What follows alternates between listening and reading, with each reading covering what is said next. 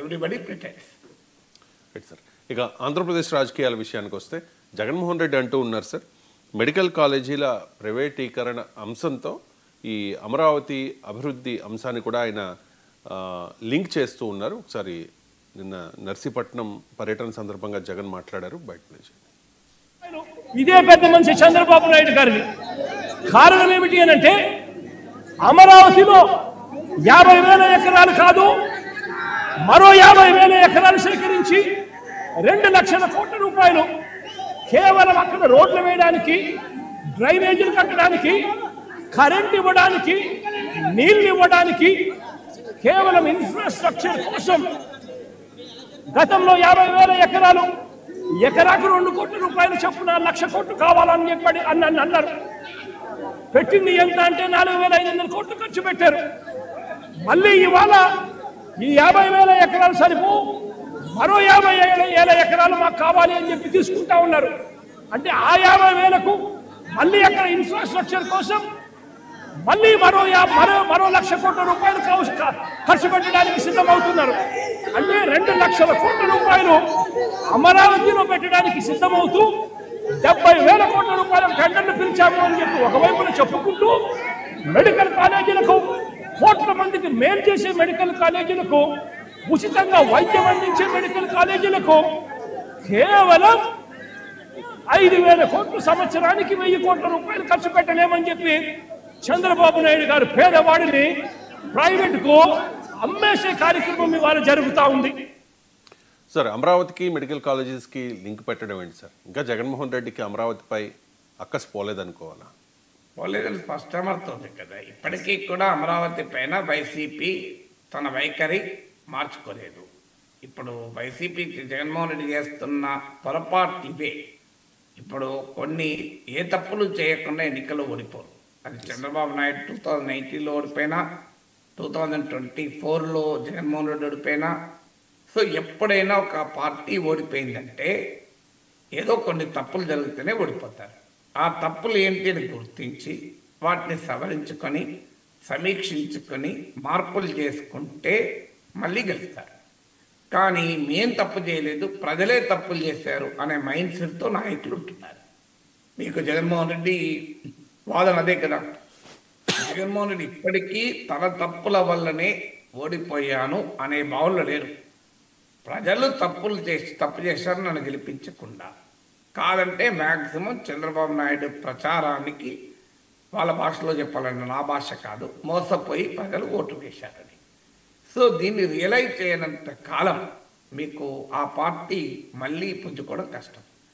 జగన్మోహన్ రెడ్డి చేసిన పొరపాట్లు ఏంటి?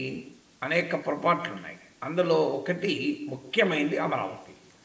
అలాగే మీకు సంక్షేమ పథకాలు బటన్ నొక్కితే సరిపోతుంది, డెవలప్మెంట్, అభివృద్ధి, ఉపాధి పైన అవసరమైన కేంద్రీకరణ లేకపోవడము, ఇలాంటి కొన్ని ఇష్యూస్ ఉండొచ్చు. మెడికల్ కాలేజీలో అభివృద్ధి కాదా, నాడు నేడు అభివృద్ధి కాదా, మీకు ఇవి పోర్టు కట్టడం అభివృద్ధి కాదా అని వాదించవచ్చు. కొన్ని చోట్ల రోడ్లు కూడా ఎలక్షన్ టైం వరకు వేసినమాట. కానీ ఏదైనా ప్రజలు అనుకున్నది ఏంటి అంటే, వెల్ఫేర్ పైన విపరీతమైన ఫోకస్ ఉండి ఒక నరేటివ్ బిల్డ్ అయింది ఏంటంటే డెవలప్మెంట్ను ఇగ్నోర్ చేస్తున్నాడు అని. సో ఈ భావన ప్రజల్లో వెళ్ళింది కదా. ఇప్పుడు జగన్మోహన్ రెడ్డి ఓడిపోయాక ఇప్పుడు చెప్తున్నాడు ఇవన్నీ అభివృద్ధి కాదా. అప్పుడు ఏం చెప్పాడు? రోజు బటన్ నొక్కే కార్యక్రమం. నేను బటన్ నొక్కాను, నాకు ఓటేయండి, 2.5 లక్షల కోట్ల రూపాయలు నేను బటన్ నొక్కానని. నేను ఆ రోజుల్లో కూడా చెప్పాను, బటన్ నొక్కడానికి ముఖ్యమంత్రులు అవసరం లేదు, బటన్ నొక్కడానికి బ్యాంక్ క్యాషియర్ సరిపోతాడని. ఎందుకంటే బటన్ నొక్కితే ప్రజలు ఓటేస్తే అసలు భారతదేశంలో అధికార పార్టీ శాశ్వతంగా అధికారంలో ఉండాలి. ఎందుకంటే బటన్ నొక్కే అవకాశం అధికార పార్టీలకు ఉంటుంది, ప్రతిపక్షాలకు ఉండవు కనుక. కానీ ప్రజలు ఓవరాల్గా అనేక అంశాలు చూస్తారని. సో గవర్నెన్స్, డెవలప్మెంట్, దీంట్లో జగన్మోహన్ రెడ్డి చేసిన తప్పులు అన్నిటికీ మించి చంద్రబాబు నాయుడు పైన ద్వేషం వల్ల తీసుకునే నిర్ణయాలు, చివరికి ఆయనను అరెస్ట్ చేయడంతో సహా ఈ వ్యక్తిగత దేశంతో, వ్యక్తిగత రాగద్వేషాలతో పరిపాలన సాగించడం వల్ల జగన్ ఓడిపోయాడు. ఇవాళ ప్రతిపక్ష నేత హోదా ఇవ్వడం లేదని అసెంబ్లీకి పోకపోవడానికి కూడా ఈ వ్యక్తిగతమైన రాగద్వేషాలే. చంద్రబాబు నాయుడు ముందట తాను 11 మంది సభ్యుల నాయకుడిగా ఉండదలుచుకోలేదు. సో సో ఈ ప్రాబ్లం నుంచి బయటపడతాడు జగన్మోహన్ రెడ్డి. ఇప్పుడు అమరావతి విషయంలో నిర్ద్వందంగా నా వైఖరి తప్పు, నేను అనుకున్నాను 3 రాజధానులు చేసి వికేంద్రీకరించాలని, అమరావతిని కూడా నేను అందులో కలిపాను శాసన రాజధానిగా. కానీ ప్రజల తీర్పు వేరే ఉంది. ప్రజల తీర్పును ప్రజాస్వామిక స్ఫూర్తితో గౌరవిస్తాను. అమరావతియే రాజధాని, నేను అధికారంలోకి వచ్చినా అమరావతిని రాజధానిగా అభివృద్ధి చేస్తాను ఉన్న వనరుల ఆధారంగా అని కనుక ఒక ప్రకటన చేస్తే అమరావతి వివాదం ముగుస్తుందిగా. మీరు చూడండి, వ్యవసాయ చట్టాలపైన దేశవ్యాప్తంగా రైతులు పోరాడారు, ఢిల్లీని ముట్టడించారు. నరేంద్ర మోడీ ప్రభుత్వం చాలా ఇబ్బందుల్లో పడింది, బీజేపీ డిఫెన్స్లో పడింది. One fine morning Narendra Modi వచ్చి నేను ఈ చట్టాలు ఉపసంహరించుకుంటున్నాను, రైతులకు క్షమాపణ చెప్తున్నాను అన్నాడు. ప్రతిపక్షాలు చాలా నానాయాయి చేసినా ప్రజలు అప్రిషియేట్ చేశారు కదా, మోడీని మళ్ళీ గెలిపించారు కదా. అందువల్ల ఎప్పుడు కూడా పాలకుడు అన్నీ తానే తెలిసి అన్నీ తానే సరైన పని చేస్తా అనుకోవాల్సిన అవసరం లేదు. ప్రజాస్వామిక స్ఫూర్తి, నేను ఇలా అనుకున్నాను కానీ అలా కాలేదు, ఐ అప్రిషియేట్ యాక్సెప్ట్ అని చెప్పచ్చు కదా. ఇప్పుడు ఆ ప్రతిపక్ష నేతగా ఉన్నప్పుడు అమరావతికి వ్యతిరేకమని ఎక్కడ చెప్పలే. 2019 ఎలక్షన్ మేనిఫెస్టోలో వైసీపీ ఎక్కడ అమరావతికి వ్యతిరేకంగా మాట్లాడలేం కదా. ఆ మాట కలిస్తే చూడు మా నాయకుడు ఇల్లు కట్టుకున్నాడు, చంద్రబాబు నాయుడు ఇల్లు కట్టుకోలేదని ఆరోపించారు కదా. మీరు అమరావతి అనుకూలంగా ఉండి ప్రతిపక్షంలో అధికారంలోకి వచ్చాక వ్యతిరేక వైఖరి తీసుకున్నారు. ఏది మళ్ళీ ఇప్పుడు ప్రతిపక్షంలో ఉన్నారు, ఏది ఇప్పుడు అనుకూల వైఖరి తీసుకోండి.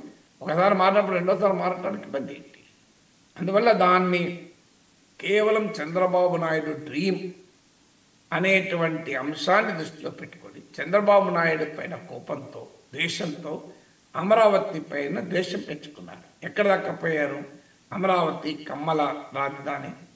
కమ్మాస్ ఉండొచ్చు, కమ్మా చాలా చోట్ల ఉంది, ఇక్కడ ఆఫ్రికాలో కూడా ఉన్నారు కమ్మాస్ అని చెప్పి కమ్మల ఆఫ్రికా అనగలమా? అమెరికాలో ఉన్నారు కమ్మాస్ లేని వాళ్ళు ఎక్కడ ప్రపంచమంతా ఉన్నారు కదా. ఆ 29 గ్రామాలంతా ఎవరు లేనట్టు నిజంగానే అందరూ కమ్మాస్ ఉంటే 2019లో అమరావతి ప్రాంతంలో వైసీపీ ఎందుకు గెలుస్తుంది? మంగళగిరిలో వైసీపీ గెలిచింది, తాటికొండలో వైసీపీ గెలిచింది. ఇప్పుడు జగన్మోహన్ రెడ్డి చెప్తున్నట్లు ఆ రాజధాని ప్రాంతంలో కమ్మలే ఉండి కమ్మలే బెనిఫిట్ అవుతే మరి కమ్మ ప్రాధాన్యత కలిగిన సీట్లలో వైసీపీ ఎట్లా గెలిచింది? గెలిచిన అతను కూడా రామకృష్ణారెడ్డి కదా, నారా లోకేష్ ఓడిపోయాడు కదా, చంద్రబాబు నాయుడు కొడుకే ఓడిపోయాడు కదా. అందువల్ల ఇది రియాలిటీ కాదని జగన్ కూడా తెలుసు. కేవలం అమరావతిని వ్యతిరేకించటానికి ఒకదాన్ని చంపాలంటే దాన్ని పిచ్చి కుక్క అనాలి కనుక అమరావతి పైన భయంకరమైనటువంటి విషయం చిమ్ముతూ వచ్చారు. ఇటీవల కూడా వరదలు వచ్చినప్పుడు మళ్ళీ అదే పాట, అమరావతి మునిగిపోతుంది. అమరావతి మునిగిపోయింది, విజయవాడ మునగలేదా? మీకు చెన్నై మునగలేదా? హైదరాబాద్లో వరదలు రాలేదా? ఈ మధ్య మూసీ నది వరదలు హైదరాబాద్ మునగలేదా? ముంబై మునగలేదా? వరదల్లో మునగ నగరాలు ఏంటి?